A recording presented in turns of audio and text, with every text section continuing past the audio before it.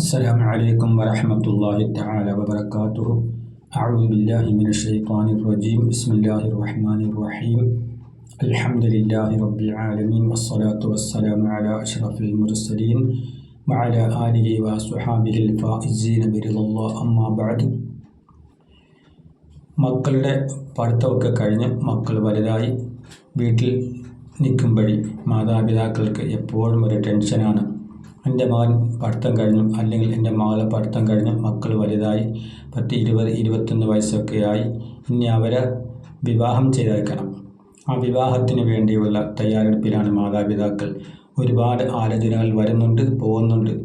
അത് ചെറുക്കൻ്റെ വീട്ടിൽ വരുമ്പോൾ ചെറുക്കനെ ഇഷ്ടപ്പെടുന്നില്ല, ചെറുക്കൻ്റെ വീട് ഇഷ്ടപ്പെടുന്നില്ല, അല്ലെങ്കിൽ പെണ്ണിനെ കാണാൻ വന്നാൽ പെണ്ണിനെ ഇഷ്ടപ്പെടുന്നില്ല, പെണ്ണിൻ്റെ വീട് ഇഷ്ടപ്പെടുന്നില്ല, പെണ്ണിൻ്റെ വിദ്യാഭ്യാസം കുറവാണ്.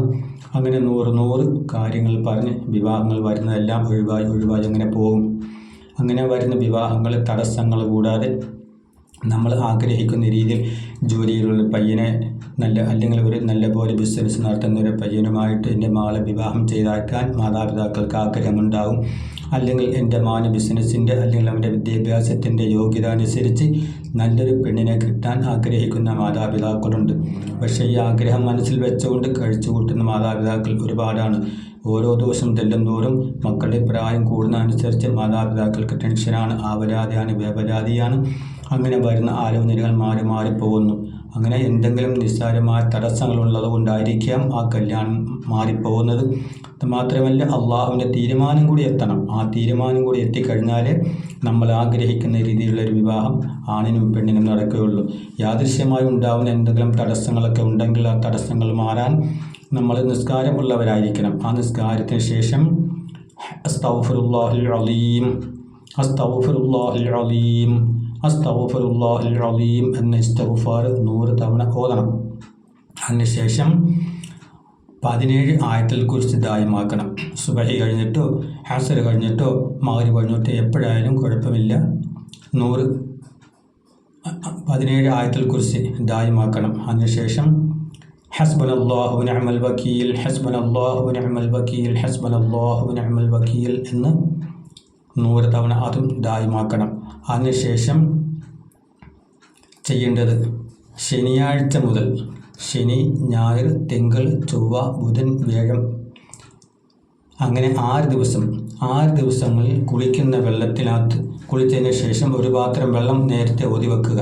സൂറത്ത് ത്വാഹ ഒരു പാത്രം വെള്ളത്തിനകത്ത് ഓതി വെച്ചതിന് ശേഷം കുളിക്കുക. കുളിച്ചതിന് ശേഷം തലയും ശരീരമൊക്കെ തുടച്ചതിന് ശേഷം ഒരു വലിയ പാത്രം, ചെരുവോ ബേസിനോ അതുപോലുള്ള വലിയ പാത്രം ബാത്റൂമിൽ വെച്ചിട്ട് ബാത്റൂമിനകത്ത് ആ പാത്രത്തിനകത്ത് കയറി നിന്നുകൊണ്ട് ഈ സൂറത്ത് ത്വാഹ ഓതിയ വെള്ളം തലയിൽ ഒഴിക്കുക. കാരണം പാത്രത്തിൽ കയറി നിൽക്കണം എന്ന് പറഞ്ഞത് നമ്മൾ സാധാരണ കുളിക്കുന്ന വെള്ളം പോകുന്ന ഭാഗത്തേക്ക് ഈ വെള്ളം ഒഴുകാൻ പാടില്ല. അതിന് ഈ പാത്രത്തിൽ കയറി നിന്നുകൊണ്ട് വേണം ഈ വെള്ളം തലയിൽ ഒഴിക്കാൻ. ആ വെള്ളം ഒഴിച്ച് ഒരു 5 മിനിറ്റ് നിന്നതിന് ശേഷം ശരീരമൊക്കെ തുടച്ചതിന് ശേഷം ഈ വെള്ളം വാഴച്ചോട്ടിലോ തെങ്ങിൻ ചോട്ടിലോ ഒഴിക്കുക. അങ്ങനെ 6 ദിവസം ചെയ്യുക.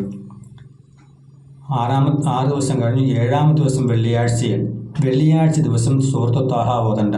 അതിന് പകരം സൂറത്തുൽ ജുമുഅ 3 പ്രാവശ്യം വെള്ളത്തിൽ ഓതി അത് മാറ്റിവെക്കുക. നേരത്തെ ചെയ്തതുപോലെ കുളിച്ചതിന് ശേഷം ഈ വലിയൊരു പാത്രത്തിനകത്ത് കയറി നിന്നുകൊണ്ട് ഈ സൂറത്തുൽ ജുമുഅ ഓതിയ വെള്ളം തലയിൽ ഒഴിക്കുക. അതും 5 മിനിറ്റ് നിന്നതിന് ശേഷം ഈ വെള്ളം ശരീരം മുഴുവൻ തുടച്ചതിന് ശേഷം ഈ വെള്ളം തെങ്ങിൻ ചൂട്ടിൽ വാഴച്ചൂട്ടിൽ അതും ഒഴിക്കുക. ഇൻഷാ അള്ളാഹ് ആ കുളിയെല്ലാം കഴിഞ്ഞ് വന്ന് 2 റക്അത്ത് ഹജ്ജ് നിസ്കരിക്കുക. പഠിച്ചവനെ ഞാൻ ചെയ്യുന്ന അമാലുകളുടെ ബർക്കത്ത് കൊണ്ട് പഠിച്ചവനെ എന്തെങ്കിലും തടസ്സങ്ങൾ എൻ്റെ വിവാഹത്തിലുണ്ടെങ്കിൽ ആ തടസ്സങ്ങളെല്ലാം മാറി ഹൈറായ ഒരു വിവാഹ ജീവിതം എനിക്ക് കിട്ടണേ തമ്പുരാനെ എന്ന് ആണായാലും പെണ്ണായാലും ആ മക്കൾ ദുആ ചെയ്യുക. ആ മക്കൾക്ക് വേണ്ടി മാതാപിതാക്കളും ഞാൻ പറഞ്ഞ ദിക്ർ ഹസ്ബനല്ലാഹു വനിഅമൽ വകീൽ അതും ഇസ്തിഗ്ഫാർ 100 അതും പിന്നെ 17 ആയത്തുൽ കുർസിയും ദായിമാക്കുക.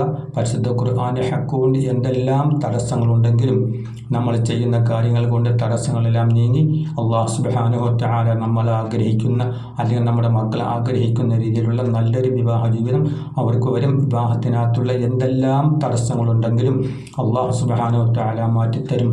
റബ്ബ് സുബ്ഹാനഹു വ തആല മാതാപിതാക്കളുടെ ആഗ്രഹം പോലെ ഖൈറായ ജീവിതം നമ്മുടെ മക്കൾക്ക് ഉണ്ടാകാൻ അല്ലാഹു തആല തൗഫീഖ് ചെയ്യട്ടെ.